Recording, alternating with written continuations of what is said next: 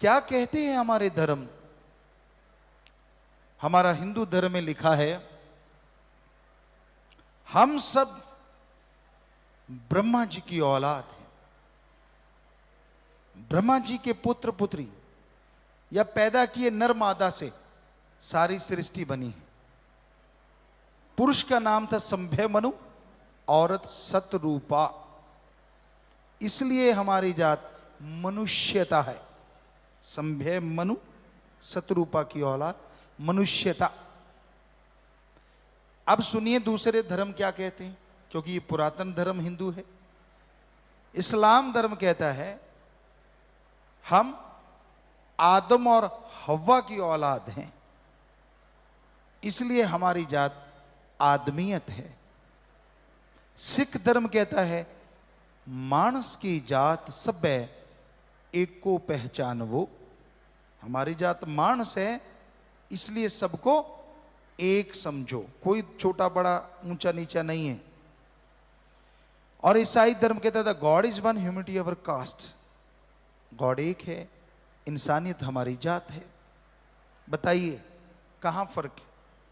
सिर्फ भाषा अलग अलग है, धर्मों में लिखा गलत नहीं। हम सब एक हैं और हमारा मालिक एक है।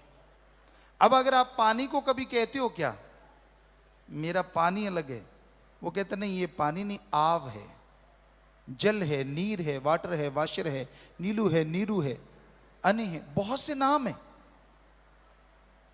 क्या पानी के नाम के लिए झगड़ा करते हो कि मेरे पानी को आब क्यों कहा, जल क्यों कहा, वाटर क्यों कहा, वाशर क्यों कहा? नहीं करते। लोग पता है क्या कहते हैं, गुरुजी इतने तो हम समझदार हैं, हमें पता है पानी तो वही है। वाटर, आप, नीलू, नीरू कहने से या अनि कहने से पानी का टेस्ट, स्वाद या रंग बदलता नहीं, गुण नहीं बदलता। वाकई आप समझदार हैं। अरे छोटे से पानी का नाम बदलने से अगर पानी नहीं बदलता तो उस मालिक का नाम बदलने से मालिक कैसे बदल जाएगा? जरा बताइए। उसी को राम, उसी को अल्लाह, उसी को वाहिगुरु, उसी को गॉड। सिर्फ नाम बदला है, ताकत तो वो एक ही है, एक ही थी और एक ही रहेगी। तो ये हकीकत है, ये वास्तविकता है, हम सब एक हैं और हमारा मालिक एक है। बात आती है आज के दौर की। ये तो आपको धर्मों की बात सुनाई। आज कैसा समय है, कैसा दौर चल रहा है। लोग सेल्फिश हो गए हैं, बेहद स्वार्थी। हाथ भी मिलाएंगे तो इसलिए कि सामने वाले की अंगूठी हाथ में आ जाए। दूसरे शब्दों में कि यार उससे हाथ मिलाएं जिससे कोई काम लेंगे। आप एक और उदाहरण आपको देते हैं। बहुत बड़े राजा हैं, बिजनेसमैन हैं, बहुत बड़े व्यापारी हैं, बहुत बड़े ऑफिसर हैं। आपसे वो लोग हाथ मिलाएंगे जिनको आप जानते भी नहीं। और जैसे ओहदा चला गया, पैसा चला गया, अपने भी मुंह फेर के खड़े हो जाते हैं। नए ने तो हाथ क्या मिलाना है ना? स्वार्थी युग, गर्जी युग। स्वार्थ के बिना तो लोग बात नहीं करते। रिश्ते नाते सब स्वार्थों पे टिक गए हैं। स्वार्थ है तो ठीक है, नहीं तो नहीं। कौन मां, कौन बाप, कौन बहन, कौन भाई। किसी जमाने में हमने, कुछ सालों की बात करें तो राजस्थान के एरिया में हमने देखा, भाई के लिए भाई तड़पता है। एक भाई बीमार है, दूसरा भाई मंदिर, मस्जिद, गिरजाघर, गुरुद्वारा में जाता है, प्रार्थना करता है, हे भगवान मेरा भाई बहुत बीमार है, आप कृपा कीजिए, रहमत कीजिए, मेरा भाई ठीक हो जाए। अरे भगवान, अगर उसकी उम्र कम है तो आधी उम्र मेरी उसको लगा दे। ऐसे तड़प के लोगों को हमने रोते देखा, अपने भाईचारे के लिए, अपने खून के लिए। आज का दौर, आज भी भाई भाई के लिए तड़पता है, देखा हमने, वो आपको बताते हैं। एक भाई बेहद बीमार है, दूसरे को भगवान की जगह पे जाते देखा, वो रोते देखा, पर शब्द बदल गए। क्या कह रहा है? हे भगवान, मेरा भाई बहुत बीमार है, कब से तड़प रहा है, नरक जैसी जिंदगी जी रहा है। हे भगवान, तू उसको उठा ले, उसके पैसे मुझे मिल जाएंगे, उसका हिस्सा मुझे आ जाएगा। आज भी तड़पते हैं, पर रिश्तों के मायने बदल गए हैं, गर्जी हो गए हैं लोग, पर बीज नाश नहीं होता किसी चीज का।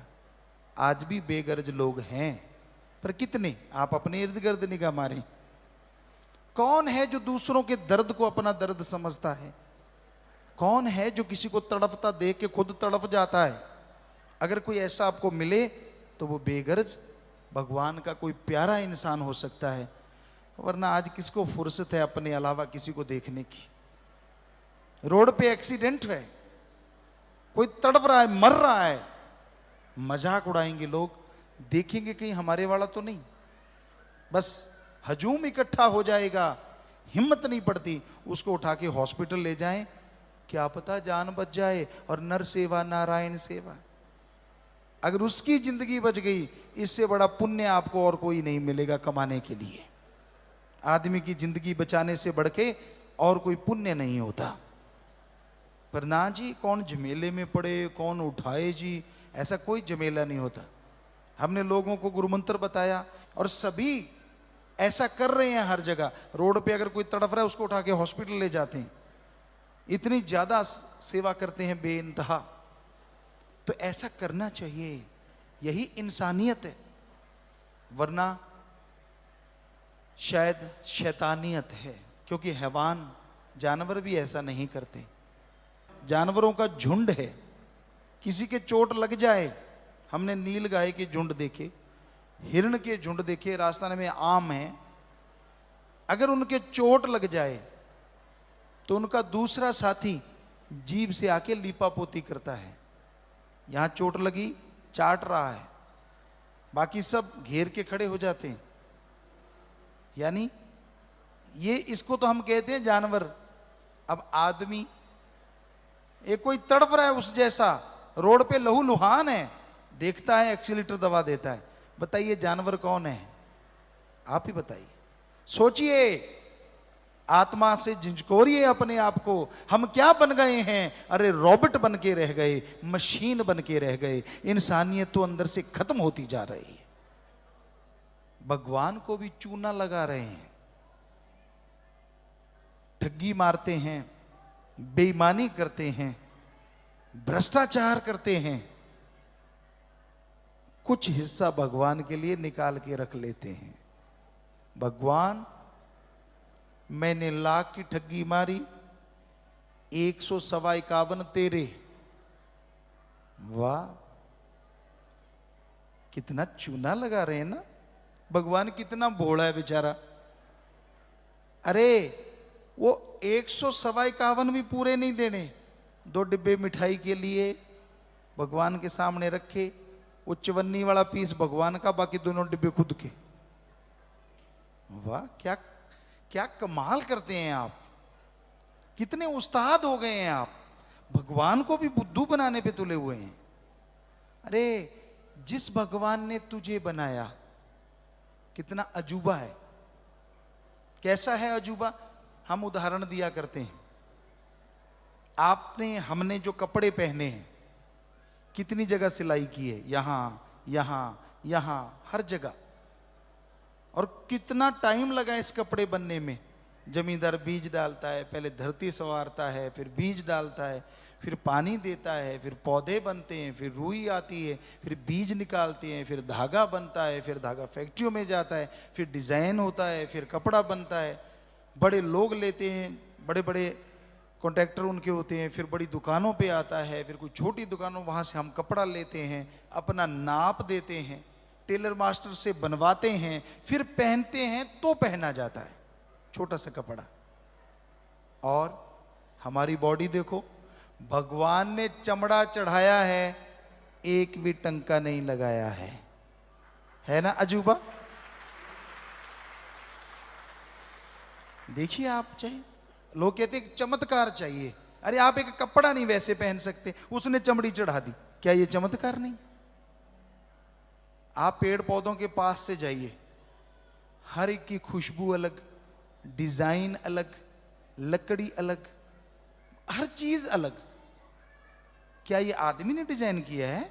जो कहते भगवान नहीं है, तो किसने किया ये डिजाइन? पूछिए, कुदरत ने कैसे कर दिया? कुदरत क्या है? भगवान ही तो कुदरत है। तो मानो ना मानो, चमत्कार तो कदम कदम पे हैं भगवान के बनाए हुए। जो मानते हैं भगवान को, वो ये भी मानते हैं। तो जो भगवान इतना कुछ बना सकता है, क्या लड्डू जलेबी नारियल वो नहीं बना सकता? क्या वो आपकी बर्फी का भूखा बैठा है कि आजा बेटा दे जा, मेरे को तो बड़ी भूख लगी हुई है? काम खुद का निकालना है, चूना भगवान को लगाना है। ये कोई भक्ति थोड़ा ही ना है। हमारे धर्मों में साक्षात लिखा है।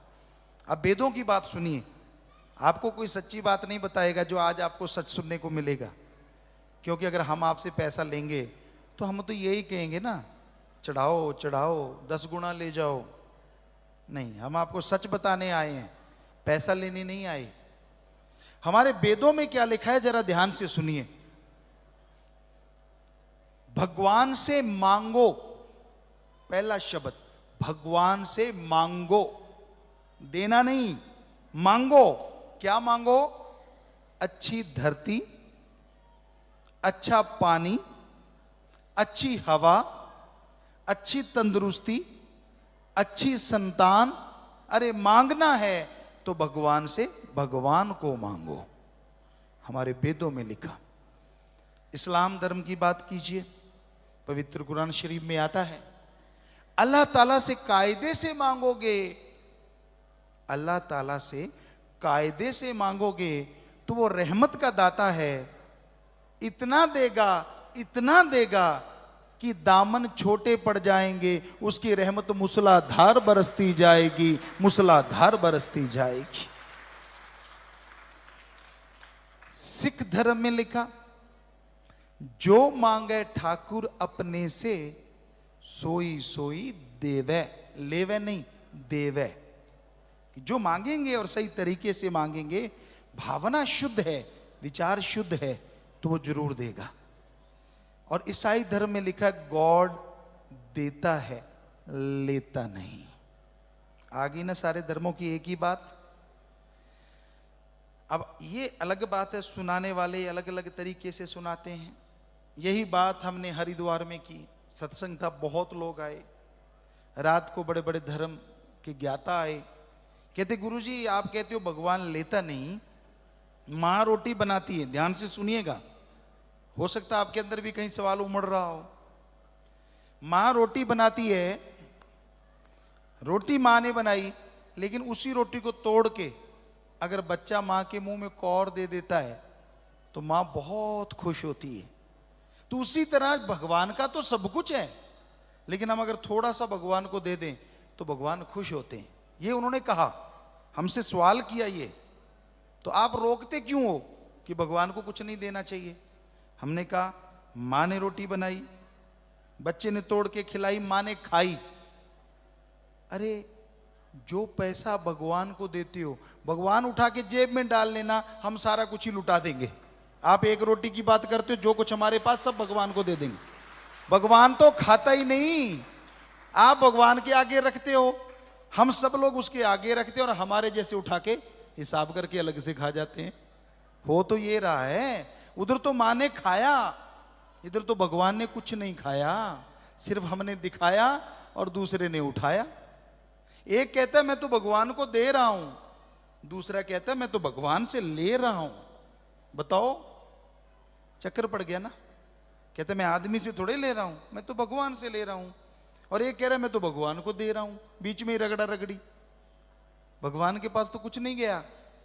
तो यही सच है, हम आपको गारंटी देते हैं, चाहे चैलेंज करते हैं, ओम अल्लाह वाहिगुरु हरि गॉड खुदा राम, दाता था, दाता है और दाता ही रहेगा। वो मंगता नहीं हो सकता। अल्लाह कहो, वाहिगुरु राम, ईश्वर गॉड, ये हम आपको गारंटी देते हैं। अगर भगवान पैसे का आशिक होता तो हमारे मेले कुचले नोट क्यों लेता? किसी धनाढ़ आदमी के घर क्यों जाता? वो नोट बनाने वाली मशीन के ऊपर ना बैठा रहता।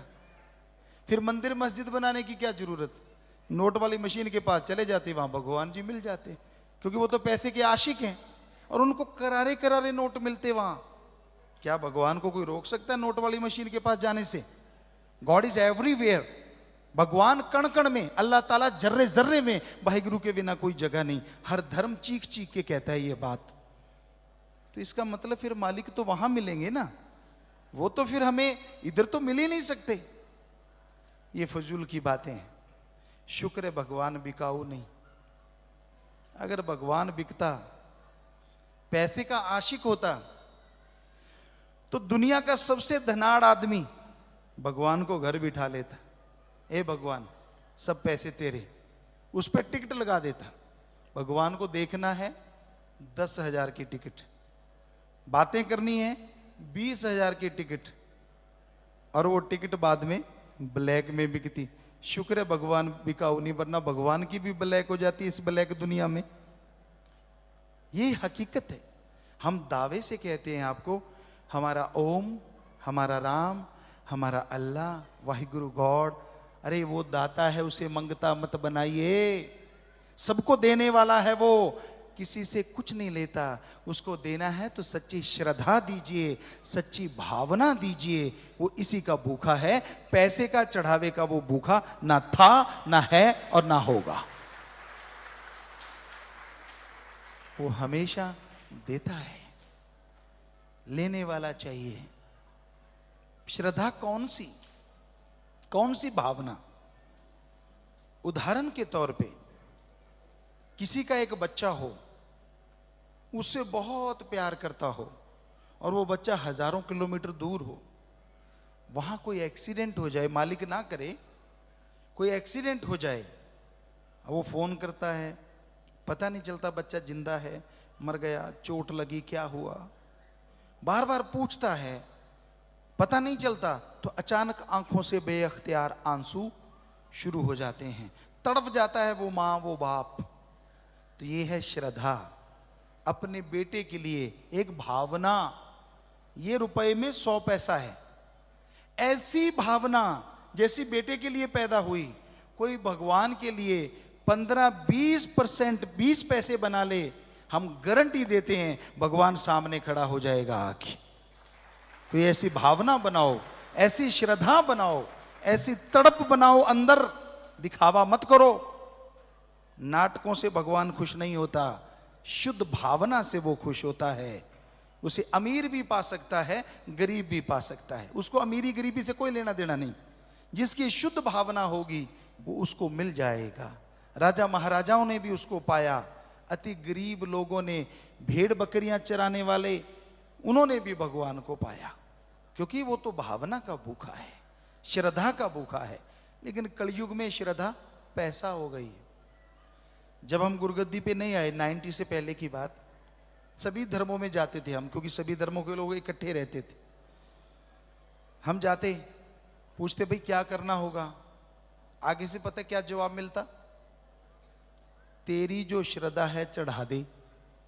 हमने कहा श्रद्धा भी कभी चढ़ाई जाती है? वो तो पैदा की जाती है।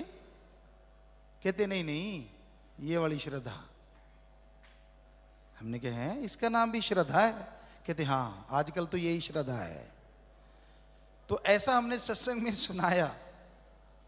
एक सज्जन कहीं एक जगह चले गए, वहां आशीर्वाद मिलता था, जैसे ये डंडा कह लीजिए, ये ऐसा कोई मोरछंड कह लीजिए। तो वो ऐसे ही पैसा चढ़ाते, माथा टेकते, तो ऐसे आशीर्वाद आशीर्वाद। तो उस सज्जन ने पैसा नहीं चढ़ाया, हमें आके बताने लगा, कहता गुरुजी मैंने पैसा नहीं चढ़ाया। हमने कहा फिर आशीर्वाद मिला? कहता मिला। हमने कहा फिर क्यों? कहता जी सबको ऐसे ऐसे दे रहे थे, और मैंने पैसा नहीं चढ़ाया और मुझे यूं तड़ाक काफी हार्ड वाला आशीर्वाद मिला, कई दिनों तक निशान बना रहा। मैंने साथियों से पूछा, यार सबको आराम आराम से आशीर्वाद मिला है, मुझे यूं क्यों मिला? कहते तूने चढ़ाया क्या था? कहते कुछ नहीं, तो फिर ऐसा ही मिलेगा। तो ये तो हाल है। किस ग्रंथ में लिखा है, किस में लिखा है कि ऐसा करना चाहिए? कहीं भी तो नहीं। तो हमारे धर्मों को बदनाम मत कीजिए। हमारा हिंदू धर्म, सिख धर्म, ईसाई, इस्लाम हमने सारे पढ़े हैं। हम खुद नॉन मेडिकल के स्टूडेंट रहे, बहुत साइंस में रुचि थी, धर्मों में रुचि थी, घर में सभी धर्मों के पवित्र ग्रंथ थे। साइंस के नजरिए से पढ़ा तो धर्म तो महाविज्ञान है, महासाइंस। इसे बदनाम मत करो, हमारा धर्म को बौना मत बनाओ, बहुत बड़ा है। हमारा भगवान मंगता नहीं, दाता है। सारी दुनिया को बताओ कि हमारा भगवान दाता है। हम क्या बता रहे हैं? किसी अमीर को देखा, कोई बाहर से आया, चढ़ा दे यार, धर्म के नाम चढ़ा दे यार। वो क्या लेके जाएगा? इनका भगवान खाता है, पैसा लेता है। जबकि ग्रंथों में, वेद शास्त्रों में किधर भी नहीं लिखा भगवान लेता है। वहां तो लिखा है वो देता है और देता ही चला जाता है। आदमी की झोलियां छोटी पड़ जाती हैं। तो आज के दौर में नशा है, भगवान के नाम के बिना नशे को, यानी माइंड फ्रेश करना बड़ा मुश्किल है। ड्रग लेता है आदमी, चरस, हीरोइन, स्मैक, भांग, धतूरा, अफीम, आजकल तो और भी बहुत से नशे। यूथ जो है, नौजवान, हमने देखा ब्रेड में बूट पॉलिश लगा के खाते हैं। एसआर जो चिपकाने के काम आता है बिल्डिंगों में, घरों में, लोग आप जानते होंगे, तो उसको सूंघते हैं, छिपकली को मार के सुखा के उसका पाउडर बना के खाते हैं नशा लेने के लिए। कई जगहों पे सांप का जहर इस्तेमाल तक करते हैं। इतना डेंजर से, इतना भयानक। हमें एक सज्जन ने, बहुत हायर ऑफिसर ने बताया, गुरुजी बड़े बड़े महानगरों में पार्टियां चलती हैं, उनका नाम उन्होंने भूल गए थे वो, तो जिसमें सांप का पॉइजन होता है और उसको एक अलग तरीके से मेल्ट करके नशा लिया जाता है, वो हायर लोगों की पार्टी में होता है। तो ये भी चल पड़ा है हमारे समाज में, और उससे बर्बादी, लीवर डैमेज हो जाता है, आंतड़ियों का बुरा हाल, माइंड का बुरा हाल। क्योंकि धर्मों में लिखा है राक्षसी खाना पीना आदमी को राक्षस बना देता है। जब समुद्र मंथन हुआ, अच्छी अच्छी चीजें, अमृत, कामधेनु, बहुत कुछ निकला, लेकिन जब नशा निकला ना, राक्षसों ने खाया पिया। शिवजी महादेव ने तो सिर्फ जहर पिया सारे समाज को बचाने के लिए, भांग नहीं पी, जहर, जहर पिया, इसलिए नीलकंठ कहलाए। तो साफ लिखा है, हे हिंदू धर्म के लोगों, शराब, नशा मत करना, वरना आपकी बॉडी, आपका शरीर राक्षस प्रवृत्ति का हो जाएगा और आपका घर भी राक्षस प्रवृत्ति, लड़ाई झगड़े, कलह, क्लेश, प्यार, मोहब्बत सब चला जाएगा। तो ये धर्म की बात को क्या कोई मानता है? आपका महानगर है, क्या शराब के ठेके नहीं है? पोस्ट के, क्या वहां लाइन लगा के हिंदू भाई खड़े नहीं होते? जब हिंदू धर्म में लिखा कि मत खाना पीना, ये तो राक्षस प्रवृत्ति का है। इस्लाम धर्म में भी लिखा है शर प्लस आब, शर माने शैतान, आब माने पानी। अल्लाह की इबादत करने वालों, शराब शैतान का पानी, नशा खाना है, खाओ पियोगे तो शैतानियत के कर्म करोगे, शैतानियत की जिंदगी जियोगे। आ गई ना सेम बात, सिर्फ लैंग्वेज चेंज है, भाषा बदल गई। सिख धर्म में भी लिखा है पोस्त भंग अफीम मद, नशा उतर जाए प्रभात, नाम कुमारी नानका चढ़ी रहे दिन रात। पोस्त, भांग, अफीम, शराब, सुबह का शाम, शाम का सुबह उतर जाता है। अरे नशा करना है तो राम नाम का करो, एक बार चढ़ गया चेहरे पे नूर होगा, अंदर सरूर होगा, और दोनों जहान में नहीं उतरेगा, बार बार पीने की जरूरत नहीं पड़ेगी। ईसाई धर्म में लिखा है वो नशा कभी ना करो जो गॉड से दूर करे, गॉड्स प्रेयर का नशा करो जो गॉड के करीब करे। तो हमारी भाषा बदल गई, पहनावा अलग, खान पान अलग, भाषा अलग, और भगवान ने किसी को कुछ अलग नहीं दिया। तो भाई यही सच्चाई है, यही वास्तविकता है कि आज का दौर नशे का दौर, यूथ नशे में डूब रहा है, बुरा हाल होता जा रहा है, बीमारियां घेर रही हैं। पर ये नशा, ये ड्रग्स जितना भी है, इसको आप लेना चाहें तो बर्बादी है। एक बार आदत पड़ जाए तो छोड़ना बेइंतहा मुश्किल है। पर हैबिट चेंज हो सकती है कब? जब आपके अंदर विल पावर है। Will power upside, then drug automatically go away. नशा चला जाएगा, सब छूट जाएगा। पर वो आत्मबल कैसे बढ़ेगा? क्योंकि एलोपैथी, होम्योपैथी, आयुर्वेदा, नेचुरोपैथी, किसी के पास ऐसा टॉनिक नहीं है जिसको लेने से आत्मबल बढ़ता है। ऐसा टॉनिक हम सबके अंदर है, हर किसी के अंदर। बस जैसे धरती में पानी, फूलों में खुशबू, सरसों तिलों के दानों में तेल, एक विधि होती है, उससे वो बाहर आ जाता है। उसी तरह आत्मबल हम सबके अंदर है। विल पावर हम सबके इनसाइड है, सबके अंदर है।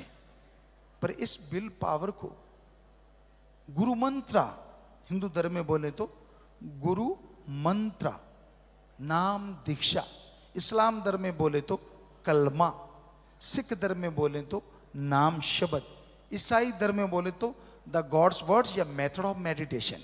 Do the method of meditation continue, then आप उस गॉड को, भगवान को देख सकते हैं। भाषा बदल गई ना, उसी को गुरु मंत्र, उसी को कलमा, उसी को मेथड ऑफ मेडिटेशन, जैसा जिसकी भाषा, जैसा जैसा बोला जाता है। तो वो शब्द हैं। अभ्यास कीजिए जुबान से लगातार लगातार। अगर आप अभ्यास करते रहेंगे तो आपके अंदर का आत्मबल बढ़ता जाएगा, और आत्मबल बढ़ता जाएगा तो आप अपनी सारी आदतें चुटकियों में बदल सकते हैं। चुटकियों में। साइंस भी यही कहती है, आत्मबल सफलता की कुंजी है। जिनके अंदर विल पावर, आत्मबल होता है, वो दुनिया में सबसे सुखी रहते हैं, वो सबसे अच्छे इंसान बन जाते हैं। तो इसलिए वो विल पावर, आत्मबल बढ़ाने के लिए हम आपको तरीका बताने आए हैं। वो गुरु मंत्र। गुरु का मंत्र नहीं होता, गुरु मंत्र मतलब भगवान के वो शब्द जो गुरु ने खुद जाप किए हों और गुरु को रिजल्ट आ जाए। तो अगर हमें उन शब्दों से भगवान के नजारे आते हैं तो वही शब्द आपको देंगे, तो आपको नजर क्यों नहीं आएंगे? हम भी इंसान, आप भी इंसान, फर्क है जाप करने का। इसलिए कहते गुरु मंत्रा, जो गुरु ने भगवान के मंत्र को जाप किया है, वो जब किसी को देता है तो उसको बोलते हैं गुरु मंत्रा। गुरु का मंत्र नहीं होता, भगवान का ही नाम होता है। इस्लाम धर्म में इसे कलमा कहा जाता है। तो वो तरीका आपको बताएंगे, पैसा नहीं लेंगे, चढ़ावा नहीं लेंगे, कुछ नहीं, पर जाप तो आपने करना है ना। आपके सामने मक्खन रख देते हैं, बादाम, घी, ताकत की चीजें, दूध, सब कुछ, पर आप माथा टेकते रहो, खाओ ना। स्वाद आएगा क्या? क्या शरीर में ताकत आएगी, पावर आएगी क्या? नहीं आती। खाओगे, स्वाद भी आ जाएगा और पावर भी आ जाएगी। वैसे भगवान का नाम है, वैसे अल्लाह, गॉड, खुदा, रब का नाम है। अगर जाप करोगे तो फल 100% मिलेगा, अगर नहीं करोगे तो कुछ ना कुछ तो फल मिलेगा। क्योंकि भगवान का नाम सुनने में भी बहुत बड़ी बात होती है, वो आप सुन रहे हैं। पर अगर खा पी लो, खुद जाप करते रहो, फिर तो कहना ही क्या है। आत्मबल बढ़ेगा, सोचने की शक्ति। आज आदमी ने 10-15% दिमाग का इस्तेमाल किया है और सुपर कंप्यूटर तक बना डाला, उससे भी आगे निकल गया। और जब इसका डबल हम काम में ले लें तो नेचुरली पता नहीं आदमी कितना अच्छा हो जाए, अच्छाई में, नेकी में तरक्की कर जाए।